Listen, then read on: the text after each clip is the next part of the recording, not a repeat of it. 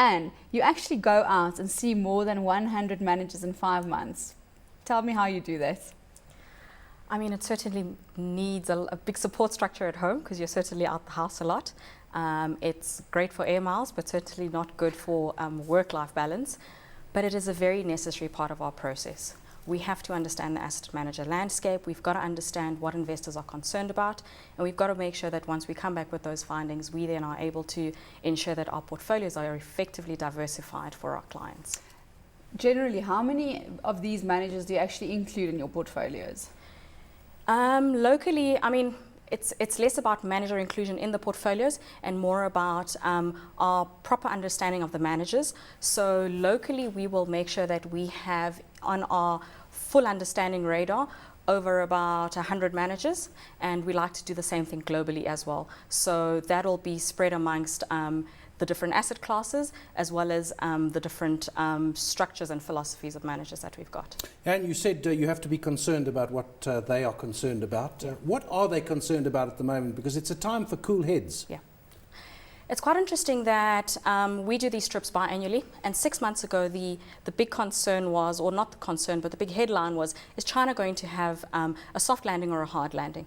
And all manager portfolios were really positioned to either position themselves for China doing well or China doing badly.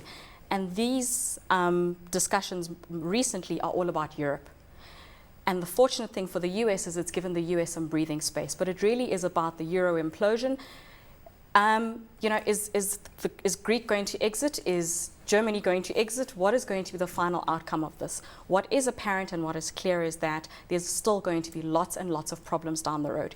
Each additional bailout we're seeing simply comes with less efficacy. So we're getting to the point where, you know, at some point Europe and the West, in fact, has to accept that the medicine has to be taken, because to simply be kicking the can further and further down the road isn't fixing the problems.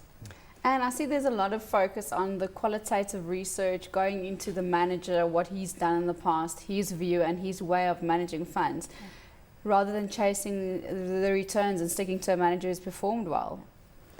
You know, our view is if you look at manager performance, or if you look at any investor performance, it tends to go in cycles. Nobody is that fortunate that they have a one-way climb that beats GDP, beats the markets, beats everything. So if you chase performance, you tend to always invest a little behind the curve. To chase performance means you will possibly go in at the wrong time, and the manager will then, as soon as you give them money, experience underperformance.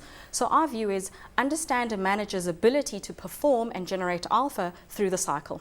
So we're looking at 3 to 5 year periods. How will the manager be positioned through that period? And that means you really need to look at his qualitative factors, you know, his process, his philosophy, the quality of their research, the quality of the team, the PMs at the helm, their history, their experience. And then only at the end do you then look at performance, almost just to make sure that you're timing your entry or exit into the manager at the right time. What sectors are you looking at now? The point's been made that retail has run hard. Our banks are very fully priced. Commodities are volatile, but some people say that the big diversified miners like Anglo and Billiton are ready for buying because down the line they're going to grow. Do you know, that's quite an interesting one, because I think we're seeing something quite interesting recently, that our managers are now so heavily overweighted towards the resources just because the view is, can it get much cheaper? You know, so the problem is they do keep getting cheaper. So, you know, one just needs to make sure that in terms of what sectors they're looking at, diversification is the key theme going forward. Make sure that you are in fact expanding your opportunity sets. We had a huge research effort take place earlier in the year where we were asking our managers what their views are on real return expectations going forward. And all of them are saying, you know what, the inflation plus 5, 6, 7 mandates are going to be so difficult to achieve with the current opportunity set we've got. You need to be able to expand our toys that we can play with, and then we may be able to achieve those expectations.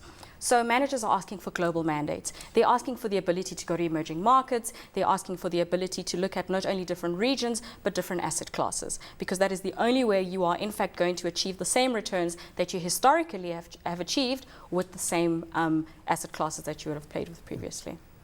That was Ann Leepile, Head of Manager Research at Investment Solutions.